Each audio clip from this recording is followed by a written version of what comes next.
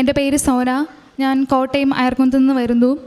ഞാൻ ഉടമ്പടി എടുത്തത് ഏപ്രിൽ 19, 2023 ഞാൻ സത്യം പറഞ്ഞ ആ സമയത്ത് ഉടമ്പടി എടുക്കാൻ ഇരുന്നതല്ലായിരുന്നു. കാരണം ഞാൻ 4th ഇയർ BSc നഴ്സിംഗ് പഠിക്കുമായിരുന്നു. അപ്പം ഞങ്ങൾക്ക് കുറേ എഴുതാനുണ്ട്, കുറേ റിക്വയർമെൻ്റ് ഒക്കെ ഉണ്ട്. അപ്പം എന്തായാലും എന്നെക്കൊണ്ട് ഉടമ്പടി എടുക്കാൻ പറ്റത്തില്ല എന്ന് ഉറപ്പിച്ചിരിക്കുമായിരുന്നു ഞാൻ. എൻ്റെ അമ്മ ഇവിടെ 2019 ഉടമ്പടി എടുത്താണ്. അപ്പം അന്ന് തൊട്ട് എനിക്ക് ഉടമ്പടി എടുക്കണമെന്നുണ്ടായിരുന്നു. ആദ്യമൊന്നും എനിക്ക് വിശ്വാസമില്ലായിരുന്നു, ഇതൊക്കെ നടക്കുമോ എന്നൊക്കെ വിചാരിച്ചിരുന്ന ആളായിരുന്നു ഞാൻ. പക്ഷേ എൻ്റെ +2ൻ്റെ മാത്സിൻ്റെ എക്സാമിന് എനിക്ക് മാത്സ് ഭയങ്കര പാടാണ്. ഞാൻ എത്ര പഠിച്ചാലും ഞാൻ +2ന് കയറിയ പിന്നെ ഞാൻ ജയിച്ചിട്ടേ ഇല്ല. അപ്പം എല്ലാ എക്സാമിനും ഞാൻ ഫെയിൽ ആകുമായിരുന്നു. അപ്പം +2ൻ്റെ ഫൈനൽ എക്സാമിന് ഞാൻ മാത്സിന് എക്സാമിന് പോയപ്പോഴത്തേക്കും ഞാനൊന്നും എഴുതിയിട്ടില്ല. കാരണം എനിക്ക് അറിയത്തില്ല. ഞാൻ ക്വസ്റ്റ്യൻ പേപ്പർ കണ്ടപ്പോൾ തൊട്ട് ഞാനിരുന്ന് കരയാൻ തുടങ്ങിയതാണ്. എനിക്ക് എന്നാ ചെയ്യേണ്ടതെന്ന് അറിയത്തില്ല. എൻ്റെ അടുത്ത് വന്ന് എക്സ്റ്റേണൽ വന്നിട്ട് ചോദിച്ചു എന്നാ പറ്റി. ഞാൻ പറഞ്ഞു ഒന്നുമില്ല, എനിക്ക് എന്നാ ചെയ്യണമെന്ന്. പക്ഷേ അപ്പോഴേ എൻ്റെ കയ്യിൽ എൻ്റെ അമ്മ ഉടമ്പടി കാശ് രൂപം തന്നു വിട്ടിട്ടുണ്ടായിരുന്നു. എനിക്ക് വലിയ വിശ്വാസമൊന്നുമില്ലായിരുന്നു. അമ്മ എന്നോട് പറഞ്ഞു, എനിക്ക് മാത്സ് പാടാണ്, പക്ഷേ നിൻ്റെ കൂടെ വരുന്നത് നിൻ്റെ അമ്മയാണ്, മാതാവാണ്, നിനക്ക് എളുപ്പമായിരിക്കുമെന്ന് പറഞ്ഞു. ഞാൻ എന്തൊക്കെയോ എഴുതി, ഒരു 3-4 പേപ്പറിൽ മാത്രമാണ് ഞാൻ എഴുതിയേക്കുന്നത്. സത്യമായിട്ടും ഞാൻ വേറൊന്നും എഴുതിയിട്ടില്ല. എനിക്ക് അറിയത്തില്ല, എനിക്ക് പ്രോബ്ലം ചെയ്യാനൊന്നും എനിക്കറിയത്തില്ല. എക്സാം എല്ലാം കഴിഞ്ഞു, ഞങ്ങളുടെ റിസൾട്ട് വരാറായി. +2 കഴിഞ്ഞ് എല്ലാവരും നഴ്സിങ്ങിന് പോകാൻ വേണ്ടി അഡ്മിഷനൊക്കെ കൊടുക്കുമായിരുന്നു. ഞാൻ മാത്രം ഒന്നും ചെയ്യുന്നില്ല. കാരണം +2 ഞാൻ ഫെയിലാകും. ഞാൻ മാത്സ് ഒന്നും ഞാൻ എഴുതിയിട്ടില്ല. അപ്പം എൻ്റെ ഫ്രണ്ട്സൊക്കെ ചോദിച്ചപ്പോൾ ഞാൻ പറഞ്ഞില്ല, ഞാൻ വരുന്നില്ല. ഞാൻ +2ൻ്റെ അടുത്ത പരീക്ഷ ഫെയിലാകുന്ന മാത്സ് എഴുതാൻ വേണ്ടി ഞാൻ നോക്കിയിരിക്കുവാണ്. എക്സാമിൻ്റെ റിസൾട്ട് വന്നു. അപ്പം ഞാൻ നോക്കാൻ പേടിയായിട്ട് എൻ്റെ ഫ്രണ്ടാണ് നോക്കിയത്. പക്ഷേ എൻ്റെ റിസൾട്ട് വന്നപ്പോഴത്തേക്ക് എനിക്ക് മാത്സിന് B ഉണ്ട്. സത്യമായിട്ടും എനിക്കറിയത്തില്ല, എനിക്കത് എങ്ങനെ കിട്ടിയെന്ന് എനിക്കിപ്പോഴും എനിക്കറിയത്തില്ല. എന്നിട്ട് എൻ്റെ ഫ്രണ്ട്സൊക്കെ ഓൾറെഡി അവരൊക്കെ നഴ്സിങ്ങിനൊക്കെ പുറത്തൊക്കെ കൊടുത്തു, ഞാൻ കൊടുത്തിട്ടില്ല. എനിക്ക് ഓൾറെഡി ഞാൻ ഫിസിക്സും കെമിസ്ട്രി എല്ലാം എനിക്ക് പാടാണ്. ഞാൻ ഭയങ്കര വീക്കാണ് പഠിക്കുന്ന കാര്യത്തിൽ. അപ്പോൾ കേരളത്തിൽ എനിക്ക് അഡ്മിഷൻ കിട്ടുമോ ഇല്ലെന്നൊന്നും എനിക്കറിയത്തില്ല. പക്ഷേ ക്രിസ്ത്യൻ മാനേജ്മെൻറ്റിൽ ഞാൻ 92% ഞാൻ കയറിയത്. എനിക്കിതൊന്നും എനിക്കറിയത്തില്ല എങ്ങനെയാണ് നടക്കുന്നത്. പക്ഷേ ഇതിൻ്റെ ഒക്കെ പിന്നിൽ കൃപാസനമാണ്. കാരണം എൻ്റെ മാത്സിൻ്റെ എക്സാം കഴിഞ്ഞപ്പോൾ തന്നെ എനിക്ക് വിശ്വാസമായി. കാരണം ആ കാശ് രൂപം ഉള്ളതുകൊണ്ട് മാത്രമാണ് ഞാൻ പാസ്സാവുന്നത്. അങ്ങനെയാണ് ഞാൻ കൃപാസനത്തെ വിശ്വസിക്കുന്നത്.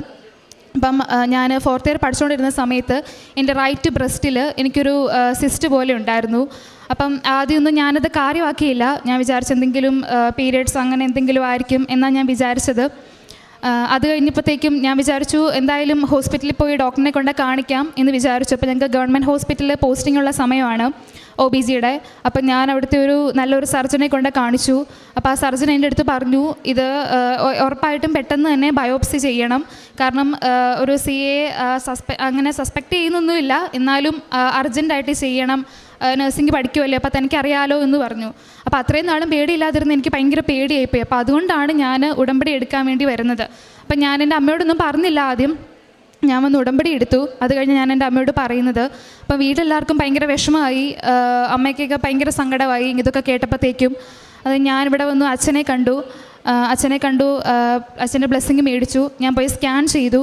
ഞാൻ സ്കാൻ ചെയ്തപ്പോഴത്തേക്കും അപ്പം ഡോക്ടർ എൻ്റെ അടുത്ത് ഇങ്ങോട്ട് പറഞ്ഞു, ഞാൻ അങ്ങോട്ട് ഡോക്ടറിനോട് ചോദിച്ചായിരുന്നു, ഡോക്ടർ ഇത് CA എന്തെങ്കിലും ആണോ, ഞാൻ ബയോപ്സിക്ക് അയക്കണം. അപ്പോൾ എന്നോട് ചോദിച്ചു, ആരാ പറഞ്ഞത്, ഇതൊരു കുഴപ്പവുമില്ല, ഇത് ജസ്റ്റ് ഒരു ഹോർമോൺ ഫ്ലക്ച്വേഷൻ കണ്ട് ചെറിയൊരു ട്യൂമറാ.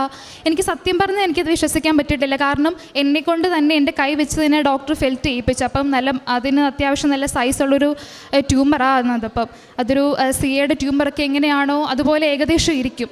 അത് കഴിഞ്ഞ് എൻ്റെ അമ്മയ്ക്ക് വിശ്വാസം വന്നില്ല ഡോക്ടറിനോട്. എന്നിട്ട് എൻ്റെ അമ്മ വേറൊരു സർജനെയും കൊണ്ട് ഞങ്ങൾ OP പോയി കണ്ടു. അപ്പോൾ ആ സർജനോടും അമ്മ ഇതുപോലെ ചോദിച്ചു, ഇതുപോലെ അവൾക്ക് സ്കാൻ ചെയ്തപ്പോൾ ഡോക്ടറും പറഞ്ഞു, കൊച്ചിന് ഒരു കുഴപ്പമില്ല, അവൾക്കൊരു പ്രശ്നവും ഇല്ല, ഇത് ജസ്റ്റ് ഇതും കൊണ്ട് ഒരു ഫൈബർ അഡിനോമ മാത്രമാണ്, അത് വേണമെങ്കിൽ സർജറി ചെയ്താൽ മതി എന്ന് പറഞ്ഞു. അത് കഴിഞ്ഞ് അവിടെ ഒരു ട്യൂമറുണ്ട്. ഞാൻ എന്നിട്ട് ഇവിടുത്തെ ഉടമ്പടി തൈലം തൂത്ത് പ്രാർത്ഥിക്കുമായിരുന്നു. ഇപ്പോൾ അത് കംപ്ലീറ്റ്ലി അത് കുറഞ്ഞു. അവിടെ ഒരു പാടോ ഒരു ട്യൂമറോ ഒന്നുമില്ല.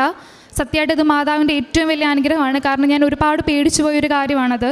നഴ്സിംഗ് പഠിക്കുന്നതുകൊണ്ട് തന്നെ എനിക്ക് ഭയങ്കര ടെൻഷനായിരുന്നു. അതിപ്പം അങ്ങനെയാണോ, എന്തെങ്കിലും പ്രശ്നമാകുമോ എന്നൊക്കെ എനിക്ക് ഭയങ്കര ടെൻഷൻ. പക്ഷേ ഇപ്പോൾ എനിക്ക് ഒരു കുഴപ്പമില്ല. പക്ഷേ ആ ഉടമ്പടി തൈലം അത് ഭയങ്കര പവർഫുള്ളാണത്. നമുക്ക് എന്ത് പ്രശ്നം ഉണ്ടെങ്കിലും ആ തൈലത്തിന് അത്ര പവറാണ് ഉള്ളത്. അതുകൊണ്ട് മാത്രം അതിപ്പോൾ എനിക്കറിയത്തില്ല, അത് എന്നോട് സർജറി ചെയ്തെടുത്ത് കളയണമെന്ന് പറഞ്ഞ ആ ഒരു സാധനം അത് അവിടെ ഇല്ല. അത് എനിക്കറിയത്തില്ല, അത് പരിശുദ്ധ അമ്മ അത് എടുത്ത് കളഞ്ഞതാണത്. ഇതാണ് എൻ്റെ ഒന്നാമത്തെ സാക്ഷ്യം. അങ്ങനെയാണ് അതിനുവേണ്ടിയാണ് ഞാനിവിടെ ഉടമ്പടി എടുക്കാൻ വേണ്ടി വന്നത്. രണ്ടാമത്തെ സാക്ഷി എൻ്റെ അനിയന് 10ാം ക്ലാസ്സിൽ ഭയങ്കര മാർക്ക് കുറവായിരുന്നു. അവന് പഠിക്കാൻ എന്നെ പോലെ തന്നെ ഭയങ്കര ബുദ്ധിമുട്ടാണ്. അപ്പം +1 +2 ഒക്കെ +1 അഡ്മിഷൻ കൊടുക്കാൻ വേണ്ടി നോക്കിയപ്പോൾ അവനെങ്ങും കിട്ടുന്നില്ല. അപ്പോൾ ഞങ്ങളുടെ അവിടെ നല്ലൊരു സ്കൂളുണ്ട് +1 അഡ്മിഷൻ കൊടുക്കാൻ വേണ്ടി. അപ്പോൾ സത്യം പറഞ്ഞാൽ അവിടെ കിട്ടണമെന്ന് ഞങ്ങൾ ആഗ്രഹിക്കുന്ന പോലും ഒരു അതിമോഹമാണ്. പക്ഷേ ഞാൻ എന്നാലും ഉടമ്പടി നിയോഗം വെച്ചു, മാതാവി അവൻ അവിടെ തന്നെ കിട്ടണം, ഡൊണേഷനും ഒന്നും കൊടുക്കാനല്ലാതെ അവൻ അവിടെ തന്നെ കിട്ടണം. എൻ്റെ അമ്മയ്ക്ക് അത് പറ്റുമെന്ന് എനിക്ക് ഉറപ്പാണ്. കാരണം എൻ്റെ കസിൻസൊക്കെ പറഞ്ഞു ഇല്ല കിട്ടത്തില്ലായിരിക്കും, നോക്കണ്ട, അലോട്ട്മെൻറ്റ് ഒന്നാലും നോക്കണ്ട. പക്ഷേ അവന് സെക്കൻഡ് അലോട്ട്മെൻറ്റിൽ ഒന്നും കൊടുക്കാതെ അവൻ അവിടെ കിട്ടി. അതുപോലെ മൂന്നാമത്തെ കാര്യം, എൻ്റെ ആൻറ്റിയുടെ വീട് പണി പൈസയുടെ സാമ്പത്തികമായിട്ടുള്ള ബുദ്ധിമുട്ട് കാരണം അത് കംപ്ലീറ്റ്ലി അത് നിർത്തിവെച്ചു. മുന്നോട്ട് പോകാൻ പറ്റത്തില്ല എന്നായി. ഞാനിവിടെ വന്ന് ഉടമ്പടി നിയോഗം വെച്ചു. വിത്തിൻ ഒരു 3 വീക്ക് കൊണ്ട് ആൻറ്റിക്ക് പൈസയൊക്കെ ശരിയായി. ഇപ്പോൾ ആ വീടിൻ്റെ കെയർ താമസം കഴിഞ്ഞു. കംപ്ലീറ്റ്ലി ആൻറ്റി ആഗ്രഹിച്ചതിനേക്കാൾ നല്ലൊരു വീടാണ് പരിശുദ്ധ അമ്മ ആൻറ്റിക്ക് കൊടുത്തത്. അതുപോലെ 3rd ഇയർ BSc നഴ്സിംഗ് എക്സാമിന് ഞങ്ങൾക്ക് റിസർച്ച് എന്ന് പറഞ്ഞൊരു സബ്ജക്റ്റ് ഉണ്ട്. അപ്പം ഓൾറെഡി നഴ്സിംഗ് കേരളത്തിൽ ഭയങ്കര പാടാണ് പഠിക്കാൻ, യൂണിവേഴ്സിറ്റി ഭയങ്കര ഇതാണ്. എക്സാം ഞങ്ങൾക്ക് ഭയങ്കര പാടായിരുന്നു. റിസർച്ചിനൊരു 7 മാർക്കിൻ്റെ ഒരു പ്രോബ്ലം ചെയ്യാനുണ്ട്. എനിക്ക് എൻ്റെ ഇക്വേഷൻ പോലും അറിയത്തില്ല, എനിക്ക് എന്നാ ചെയ്യേണ്ടതെന്നൊന്നും അറിയത്തില്ല. ഷോർട്ട് നോട്ട് എല്ലാം ഭയങ്കര പാടായിരുന്നു. നഴ്സിംഗ് പഠിക്കുന്നവർക്കറിയാം ഭയങ്കര ടഫായിരുന്നു. അപ്പം 7 മാർക്കിൻ്റെ ഇത് പോയെങ്കിൽ തന്നെ നമ്മൾ തോക്കാനുള്ള ചാൻസ് ഭയങ്കര. എനിക്കിപ്പം നല്ല ഉറപ്പാണ്, ഞാൻ റിസർച്ച് എന്തായാലും തോറ്റു പോകുമെന്ന് എനിക്ക് നല്ല ഉറപ്പുണ്ട്.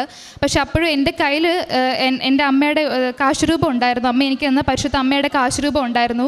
അതുപോലെ ഞാൻ ഉപ്പിട്ട് പോയി പ്രാർത്ഥിക്കുമായിരുന്നു. എക്സാമിന് കയറുന്നതിന് മുമ്പ് ഉപ്പിട്ട് പ്രാർത്ഥിക്കുമായിരുന്നു.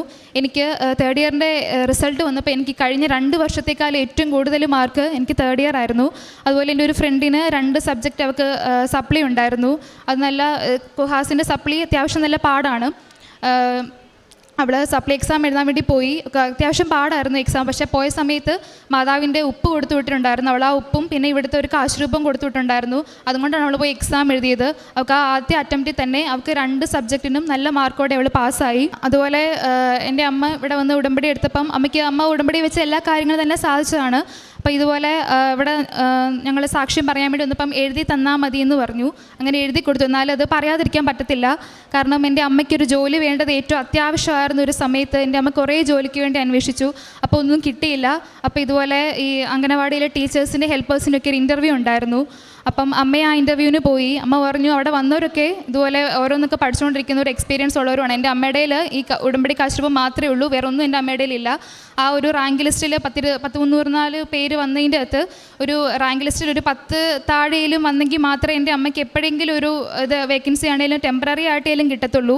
പക്ഷേ അവർ ആ റാങ്ക് ലിസ്റ്റ് ഇട്ടപ്പോൾ അതിൻ്റെ 1ാമത്തെ പേര് എൻ്റെ അമ്മയുടെ ആയിരുന്നു. എൻ്റെ അമ്മയ്ക്ക് അതിനുള്ള ക്വാളിഫിക്കേഷൻ അങ്ങനെ ഇല്ല. ആകപ്പാടെ ഉണ്ടായിരുന്ന ക്വാളിഫിക്കേഷൻ ഇവിടെ ഒന്ന് ഉടമ്പടി എടുത്തിട്ടുണ്ട്. ഞാൻ വിചാരിക്കുന്നത് നമ്മുടെ ഉടമ്പടി എടുക്കുന്നവരുടെ ഏറ്റവും വലിയ ക്വാളിഫിക്കേഷൻ എന്ന് പറയുന്നത് നമ്മുടെ മാർക്കോ നമ്മുടെ ഡിഗ്രിയോ ഒന്നുമല്ല, നമ്മൾ ഉടമ്പടി എടുത്തിട്ടുണ്ട്, നമുക്ക് പരിശുദ്ധ അമ്മയുണ്ടെന്നുള്ളതാണ് നമ്മുടെ ഏറ്റവും വലിയ ക്വാളിഫിക്കേഷൻ. നമ്മൾ പിന്നെ എങ്ങും തോക്കത്തില്ല. കാരണം മാതാവ് നമ്മുടെ കൂടെ വരും നമ്മൾ ഉടമ്പടി എടുക്കുന്ന സമയത്ത്. അതുപോലെ അങ്ങനെ എൻ്റെ അമ്മയ്ക്ക് അവിടെ പെർമനൻ്റ് ആയിട്ട് അംഗനവാടി ടീച്ചറായിട്ട് ജോലി കിട്ടി. ആദ്യം അമ്മയ്ക്ക് ദൂരെ ഒരു സ്ഥലത്താണ് കിട്ടിയത്. അപ്പോൾ ഞങ്ങളുടെ അടുത്ത് കിട്ടണമെന്ന് അമ്മ പ്രാർത്ഥിച്ചു. അതിനും ഒരുപാട് തടസ്സം ഉണ്ടായിരുന്നു. പക്ഷേ എൻ്റെ അമ്മ ഉടമ്പടി വെച്ചതിൻ്റെ ഫലമായിട്ട് അമ്മയ്ക്ക് അവിടെ അടുത്ത് തന്നെ കിട്ടി. അതുപോലെ ഞങ്ങളൊരു സ്ഥലം മേടിക്കുന്ന കാര്യം നിയോഗം വെച്ചിട്ടുണ്ടായിരുന്നു. ഞങ്ങളൊരു 5 സെൻറ്റ് സ്ഥലം അത്രയെങ്കിലും മേടിച്ചാൽ മതി എന്ന് മാതാവിൻ്റെ അടുത്ത് പ്രാർത്ഥിച്ചേ. അപ്പം കുറേ തടസ്സമായിരുന്നു. പക്ഷേ ആ തടസ്സം വന്നത് ഞങ്ങൾ ആഗ്രഹിക്കുന്നതിനേക്കാൾ ഒരുപാട് നല്ലൊരു സ്ഥലം ഞങ്ങൾക്ക് തരാനായിരുന്നു. ഒരു 11 സെൻറ്റ് സ്ഥലം റോഡ് സൈഡിൽ തന്നെ പരിശുദ്ധ അമ്മ ഞങ്ങൾക്ക് തന്നു. അങ്ങനെ ഒരു സ്ഥലം ഒരിക്കലും ഞങ്ങൾക്ക് മേടിക്കാൻ പറ്റുമെന്ന് വിചാരിച്ച അത്രയും അവർ 1.5 ലക്ഷം രൂപയോളം വില പറഞ്ഞത്. ഞങ്ങൾക്ക് പറ്റുന്ന പൈസയ്ക്കാണ് ഞങ്ങളത് മേടിച്ചത്. ഇത്രയാണ് പരിശുദ്ധ അമ്മ. അതുപോലെ എൻ്റെ ഒരു ഫ്രണ്ടിന് കെയർ ഹോം അവിടെ കാനഡയിലാണ്. അപ്പം അവിടെ പോയി പാർട്ട് ടൈം ജോലി കിട്ടാൻ ഭയങ്കര പാടായിരുന്നു. അപ്പം കെയർ ഹോമിൽ കിട്ടണമെന്ന് ഭയങ്കര ആഗ്രഹമായിരുന്നു. ഞങ്ങൾ പ്രാർത്ഥിക്കുമായിരുന്നു. അപ്പം അവർ ഇൻ്റർവ്യൂവിന് പോയ സമയത്ത് പരിശുദ്ധ അമ്മയുടെ ഉപ്പിട്ട് പ്രാർത്ഥിച്ചതിൻ്റെ ഫലമായിട്ട് അവിടെ തന്നെ കിട്ടി. പിന്നെ അവിടെയുള്ള ഓരോ കാര്യങ്ങളിലും പരിശുദ്ധ അമ്മയുടെ മാധ്യസ്ഥം തേടുന്നത് കൊണ്ട് എല്ലാ കാര്യങ്ങളും നന്നായിട്ട് പോകുന്നുണ്ട്. എൻ്റെ പ്രേക്ഷിത പ്രവർത്തനം എന്ന് പറയുന്നത് എനിക്കത് കാര്യമായിട്ടൊന്നും ചെയ്യാൻ പറ്റിയിട്ടില്ല. കാരണം ഞാൻ പഠിക്കുന്ന സമയമാകുന്നതുകൊണ്ട് എനിക്ക് ഓർഫനേജിൽ പോകാനൊന്നും പറ്റിയിട്ടില്ല. ഞാൻ പിന്നെ ഇവിടുന്ന് 5-3 കിട്ടൊക്കെ പത്രം മേടിച്ചുകൊണ്ട് പോകും. എന്നിട്ട് ഞാൻ ബസ് സ്റ്റാൻഡിലും മെഡിക്കൽ കോളേജിലും ഹോസ്പിറ്റലിലൊക്കെ കൊണ്ട് കൊടുക്കും. ഇഷ്ടംപോലെ വഴക്ക് ഞാൻ കേട്ടിട്ടുണ്ട് പത്രം കൊടുക്കുന്നതിന് ഗവൺമെൻറ് ഹോസ്പിറ്റലിൽ നിന്നൊക്കെ. പക്ഷേ എനിക്കത് ഇഷ്ടമാണ്. കാരണം ആരെങ്കിലും ഇപ്പം നമ്മൾ പത്രം കൊടുക്കുമ്പോൾ നമ്മളെ വഴക്ക് പറയുമ്പോഴാണ് നമുക്ക് ശരിക്കും അതൊരു ബ്ലെസ്സിങ് ആയിട്ട് വരുന്നത്. കാരണം നമ്മൾ ഈശോയ്ക്കും മാതാവിനും വേണ്ടിയാണ് നമ്മൾ ആ വഴക്ക് കേൾക്കുന്നത്. അപ്പം നമുക്കതൊരു അനുഗ്രഹമാണത്. പിന്നെ ഞാനിതുപോലെ എന്നെക്കൊണ്ട് പറ്റുന്ന പോലെ മുന്നിൽ കാണുന്നവർക്കൊക്കെ എന്നെക്കൊണ്ട് പറ്റുന്ന പോലെ ഞാൻ കുറച്ച് പൈസയൊക്കെ എന്നെക്കൊണ്ട് പറ്റുന്ന പോലെ ചെയ്യും. പിന്നെ എൻ്റെ ജൂനിയേഴ്സിനൊക്കെ ഞാൻ ഹോസ്റ്റലിൽ കൊണ്ട് എല്ലായിടത്തും ഞാൻ കൊണ്ട് പത്രം കൊണ്ട് കൊടുക്കും. എനിക്ക് ആദ്യമൊക്കെ ഭയങ്കര സമ്മതമായിരുന്നു ജൂനിയേഴ്സിന് കൊടുക്കാൻ വേണ്ടി, പക്ഷെ അവർക്കൊക്കെ ഭയങ്കര ഇഷ്ടമാണ്. ഞാനങ്ങനെ പത്രം എല്ലാം കൊണ്ട് കൊടുക്കും. അതുപോലെ എനിക്ക് ഭയങ്കര ബുദ്ധിമുട്ടായിരുന്നു, കാരണം ഞാൻ 4th ഇയർ പഠിച്ചുകൊണ്ടിരുന്ന സമയത്ത് ഉടമ്പടി എടുക്കുമ്പം ഞാൻ എല്ലാ മാസവും വരും. ഉടമ്പടി എടുത്ത് അന്ന് തൊട്ട് ഇപ്പം ഞാൻ 4ാമത് പുതുക്കി ഇതുവരെയുള്ള എല്ലാ മാസവും ഞാൻ ഇവിടെ വന്ന് പത്രം മേടിക്കും. അപ്പോൾ ഇതൊക്കെ എനിക്ക് ലീവാണ്, അപ്പോൾ ഇതൊക്കെ ഞാൻ കോമ്പൻസേഷൻ ചെയ്യേണ്ടി വരും. എന്നാലും ഇതൊക്കെ എനിക്ക് ഭയങ്കര സന്തോഷത്തോടെ ഞാൻ ഇതിന് പിന്നിലുള്ള ഓരോ ത്യാഗം ചെയ്യുന്നത്. കാരണം അമ്മയ്ക്ക് വേണ്ടി ഇത്രയൊക്കെ ചെയ്യാൻ പറ്റുന്ന, കാരണം മാതാവ് എനിക്കെന്ന അനുഗ്രഹം വെച്ച് നോക്കുമ്പോൾ എനിക്ക് ഇത്രയൊക്കെ ചെയ്യാൻ പറ്റുന്നുണ്ടല്ലോ എന്നൊരിതുണ്ട്. പിന്നെ ഞാനൊരു 100 കോപ്പി എടുത്തായിരുന്നു പ്രത്യക്ഷീകരണ പ്രാർത്ഥനയുടെ, അതെല്ലാവർക്കും ഞാൻ കൊണ്ട് കൊടുത്തു. പിന്നെ ഞാൻ എൻ്റെ ഏറ്റവും വലിയ വേറൊരു അനുഗ്രഹം എന്ന് പറയുന്നത്, എനിക്ക് ഏറ്റവും വലിയ ആഗ്രഹമായിരുന്നു ബൈബിൾ ഫുള്ളായിട്ടൊന്ന് വായിക്കണം എന്നുള്ളത് എൻ്റെ ഏറ്റവും വലിയ ആഗ്രഹമായിരുന്നു. വേദപാഠം പഠിക്കുന്ന കാലം തൊട്ട് എനിക്ക് ആഗ്രഹമായിരുന്നു, പക്ഷേ കംപ്ലീറ്റ് ചെയ്യാൻ പറ്റിയിട്ടില്ല. ഉടമ്പടി എടുത്തുകൊണ്ട് മാത്രമാണ് ഞാൻ ആ ബൈബിൾ ഫുള്ള് വായിക്കുന്നത്. ഇപ്പോൾ 2ാമത്തെ ഞാൻ വായിച്ച് തീരാറാവുന്നു. അതുപോലെ 2 ആഴ്ച കൂടുമ്പോൾ കുമ്പസാരിക്കാൻ പറ്റുന്നത്, പ്രാർത്ഥിക്കാൻ പറ്റുന്നത്. എനിക്ക് പെട്ടെന്ന് ദേഷ്യം വരുന്ന ഒരാളായിരുന്നു, ഞാൻ പെട്ടെന്ന് ഭയങ്കരമായിട്ട് ഞാൻ ഷൗട്ട് ചെയ്യുമായിരുന്നു. കംപ്ലീറ്റ്ലി അതൊക്കെ പോയി. എനിക്കിപ്പം എന്നെ ആരെങ്കിലും വേദനിപ്പിച്ചാൽ പോലും അവർക്ക് വേണ്ടി പ്രാർത്ഥിക്കാൻ എന്നെക്കൊണ്ട് പറ്റുന്നുണ്ട്. ഇതൊക്കെ എനിക്ക് പരിശുദ്ധ അമ്മ തന്നൊരു അനുഗ്രഹമാണ്. ഇവിടെ വന്ന് ഇത് സാക്ഷ്യം പറയാൻ പറ്റുന്നതിൻ്റെ ഏറ്റവും വലിയൊരു അനുഗ്രഹമാണ്. മാതാവ് എനിക്ക് തന്ന എല്ലാ അനുഗ്രഹങ്ങൾക്കും ഞാൻ നന്ദി പറയുന്നു. സോന ഇങ്ങോട്ട് വരുവാനുള്ളൊരു കാരണം ട്യൂമറാണെന്ന് സംശയിച്ച ഒരു സമയമാണ്. അതൊരു വിളിയാണ്. അനർത്ഥത്തിൻ്റെ സമയത്ത് ദൈവം ആശ്വസിപ്പിക്കുവാനായി വിളിക്കുന്നൊരു സമയം. ഇതിനു മുമ്പും ദൈവം കൂടെ വന്ന ഒരു അനുഭവം സോനയ്ക്കുണ്ട്. അന്ന് അമ്മ ഉടമ്പടി എടുത്ത സമയത്ത് നേർച്ച വസ്തുക്കൾ കൊടുത്ത സമയമാണ്. അന്ന് പരിശുദ്ധ അമ്മയുടെ സഹായത്താൽ പരീക്ഷ നല്ല രീതിയിൽ വിജയിക്കാൻ കഴിഞ്ഞതുകൊണ്ട് തന്നെ ദൈവം എങ്ങനെ ഇടപെടും